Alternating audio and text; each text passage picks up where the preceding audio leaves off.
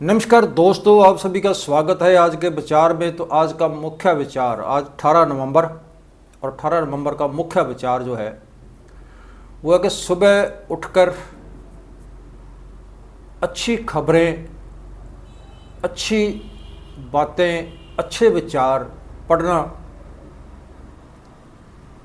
और अच्छी बातों को सुनने वाले का जो दिन है वो एक नए उत्साह के साथ भर जाता है और उसके साथ पूर्ण हो जाता है। तो ये आज का मुख्य विचार। तो अब बात करते हैं 18 नवंबर के साथ जुड़ी हुई वैज्ञानिक, ऐतिहासिक, सामाजिक घटनाओं के बारे में। तो अब बात करते हैं 18 नवंबर के साथ जुड़ी हुई विशेष घटनाओं के बारे में। तो 18 नवंबर 1477 को इंग्लैंड में पहली बार प्रिंटिंग प्रेस से किताब जो छापी गई। 18 नवंबर 1910 को क्रांतिकारी बीके दत्त का जन्म हुआ। 18 नवंबर 1928 को पहली बार डिज्नी कंपनी के माध्यम से बनाया गया मिक्की माउस कार्टून देखने में आया। तो 18 नवंबर 1962 में गदरी बाबा हरनाम सिंह टुंडीलाट का देहांत हुआ।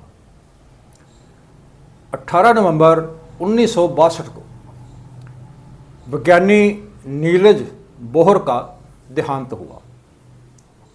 18 नवंबर 1978 को दक्षिण अमेरिका के गायना शहर में 276 बच्चों के समेत 914 लोगों ने सामूहिक तौर पे आत्महत्या की। और तो ये था 18 नवंबर के साथ जुड़ी हुई विशेष घटनाओं के बारे में जानकारी। तो अब बात करते हैं गदरी बाबा हरनाम सिंह टुंडीलाट के बारे में। तो होशियारपुर डिस्ट्रिक्ट के शहर एक हरियाणा शहर है। तो उसके साथ ही कुछ दूरी पर जो पश्चिम की ओर एक किनारे में, वहाँ से 5 किलोमीटर दूरी पर एक गांव कोटली नौद सिंह को उस गांव को इस बात का और पूरे देश को इस बात का गर्व है कि देश की आज़ादी के लिए और अमेरिका की धरती पर बनी गदर पार्टी की गतिविधियों के लिए के साथ काम करने वाले योद्धे हरनाम सिंह टुंडीलाट का वहाँ पे जन्म हुआ था। तो उन्होंने उनके जो साथी थे, जो क्रांतिकारी गदरी उनके जो साथी थे, बाबा अमर सिंह और सिम सिंह को वो भी उसी गांव में पैदा हुए।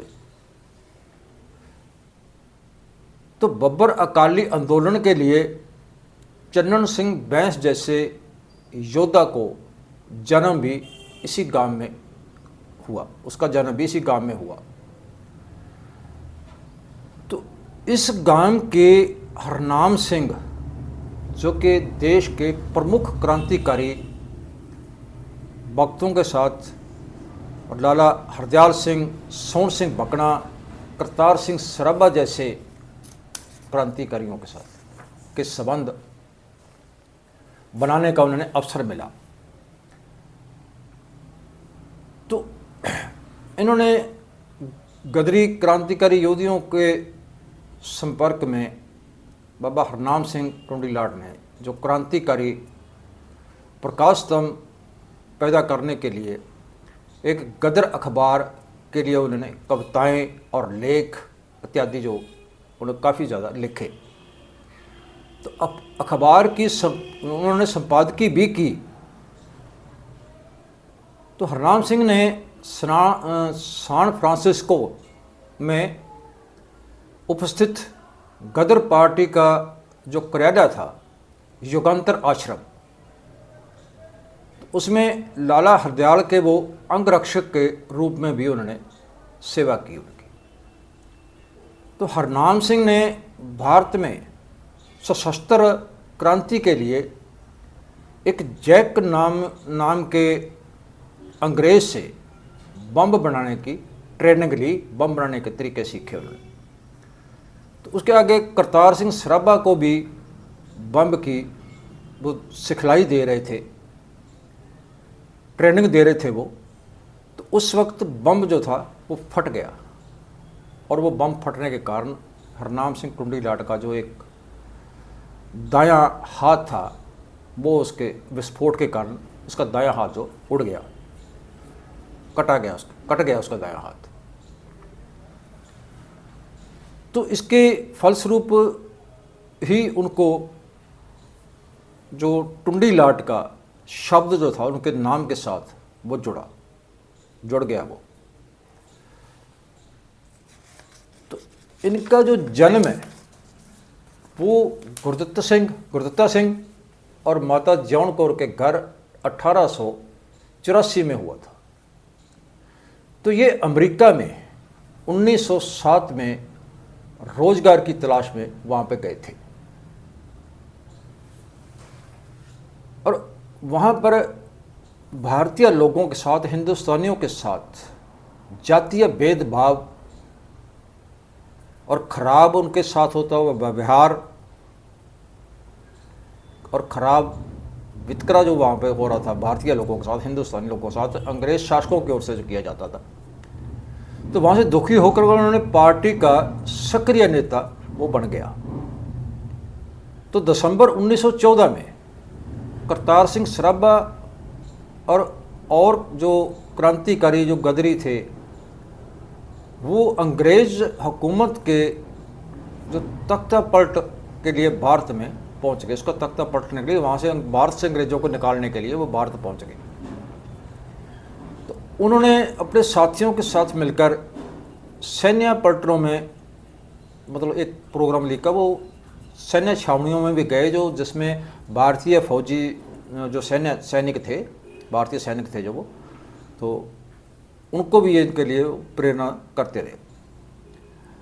तो जो गदर था वो असफल होने के बाद हरनाम सिंह टुंडीलाट, करतार सिंह सराभा और जग सिंह, सुर सिंह, इन लोगों की गिरफ्तारियां हो गई, इनको गिरफ्तार कर लिया गया। तो गिरफ्तारियों से ये बचते हुए ये देश की सरहद छोड़ने की तैयारी में थे। तो बाबा हरनाम सिंह टुंडीलाट जो गदर लहर को पुनर्जीवित करने के लिए उन्होंने एक कविता भी लिखी,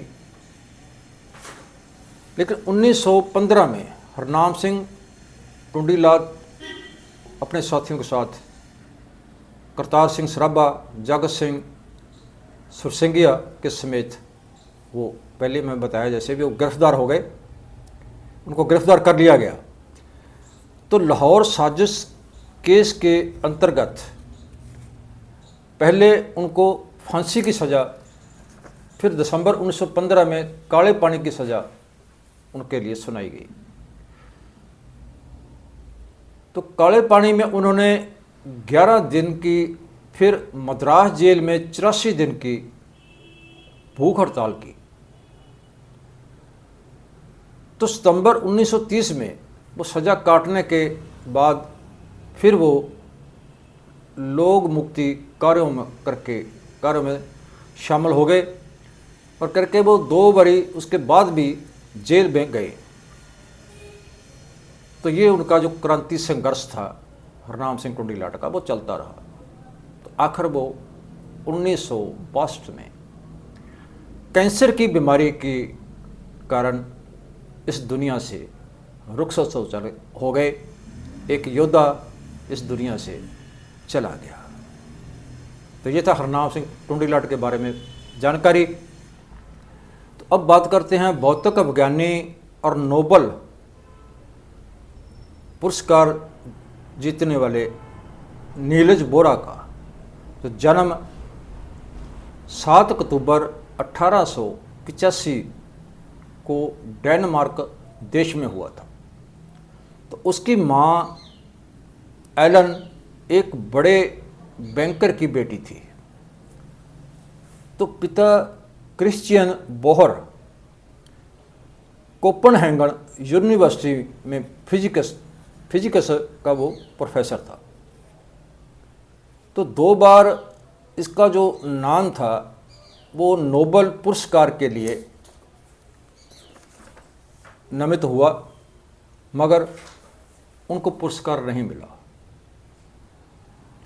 तो उसके बेटे नीलज बोहर को उन्होंने भी इसमें भौतिक विज्ञान में बहुत बड़ा अपना योगदान दिया, लेकिन उसको भी ये इनाम नहीं मिला। तो उसके पोते आगे जाकर उसके पोते को आगे बोहर को ये इनाम, ये पुरस्कार मिला। तो आइंस्टाइन की तरह नीलज बचपन में कुछ ज़्यादा बुद्धिमान नहीं था, वो कम बुद्धि का बच्चा था वो, और वो धीरे धीरे बोलता था, रुक रुक के बोलता था। मगर बड़ा होने के बाद वो बहस में बोलने की, स्पीड में बोलने की कोई ऐसी शक्ति उसके अंदर आई, ऐसी एक कला उसके अंदर आई कि वो पूरी स्पीड में बोलने लगा। और वो पढ़ने लिखने में भी होशियार हो गया। पहले वो कमज़ोर था, लेकिन वो फिर पढ़ने लिखने में एकदम ही होशियार हो गया और बोलने में भी वो तेज़ हो गया। तो उन्होंने MSc करके डॉक्टरेट की डिग्री ली के लिए वो इंग्लैंड पहुंच गया। तो 1912 में उसकी शादी जो थी वो मार्गरेट नॉर्लैंड के साथ हुई। तो बोहर ने J.J. थॉमस से रुदरफोर्ड के साथ मिलकर परमाणु जो परिवर्तन मॉडल को प्रस्तुत किया। तो बोहर की एक और जो विशेष उन्होंने एक अनुसंधान किया वो कंप्लीमेंट्री सिद्धांत था। तो बोहर ने सभी सिद्धांत क्वांटम भौतिक विज्ञान के दर्शन के क्षेत्र में फैलाए। तो 1916 में वो वापस कोपनहेगन यूनिवर्सिटी में वो प्रोफेसर के तौर पे फिर वो उन्होंने ड्यूटी ज्वाइन करी। तो 1920 में उसने इंस्टीट्यूट ऑफ थियोरेटिकल फिजिक्स बनाया, जो काफ़ी लोकप्रिय हुआ। डेनमार्क पर नाजियों ने जब कब्जा किया तो बोहर वहाँ से दौड़कर स्वीडन चला गया। फिर वो परिवार के साथ अमेरिका पहुँच गया। तो युद्ध के समाप्त होने के उपरांत वो फिर यूरोप वापस लौट आया। तो 1950 में यूएनए को उन्होंने एक पत्र लिखकर खुली दुनिया की एक अवधारणा प्रस्तुत की। तो 1954 में उसकी जो उच्च अनुसंधान के लिए उन्होंने सर्न नाम की एक संस्था जो स्थापित करने में मदद की। तो आज के दिन 18/11/1962 को स्ट्रोक के साथ उसका जो देहांत हो गया। तो उसके जो विज्ञान के क्षेत्र में जो शोध पत्र थे वो 100 से भी ज़्यादा उन्होंने शोध पत्र लिखे। तो जो विशेष शोध पत्र थे बड़े, लेकिन इसके अलावा भी उन्होंने छोटे मोटे और भी जो शोध पत्र लिखे, तो उनकी जो गिनती उन पत्रों की वो अलग है। तो क्वांटम थ्योरी के साथ उनका जो नाम है वो हमेशा जुड़ा रहेगा और इस नाम से वो हमेशा याद किए जाते रहेंगे। तो ये था आज का विचार। और आज के बारे में जानकारी कैसी लगी, अच्छी लगी, ज़्यादा लाइक शेयर करना, कमेंट करके अपने विचार जरूर देना। कल फिर मिलते हैं एक ऐसी और नई जानकारी के साथ, तब तक नमस्कार।